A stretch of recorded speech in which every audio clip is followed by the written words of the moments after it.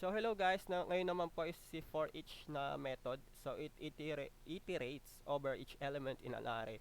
So para to for loop pero ginagamit to sa array itong for each. So magbibigay ako ng example, cons numbers equals 1, 2, 3, 4, 5. So i-display natin 'yan. So kaya nga iterates, no, di-display natin isa-isa 'yan sa ating console log. So try natin numbers dot for each. Yan, for each. Ano po may ano to ito? For each, then burahin lang natin to.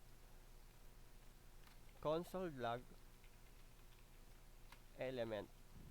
Yan. Then, i-ano lang natin. Node script.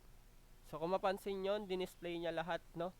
So, ganito si numbers for each. Pwede nyo siyang gawing, ano, pwede nyo, dito ko kayo gagawa ng ano, pwede kayo mag-push kung gusto nyo.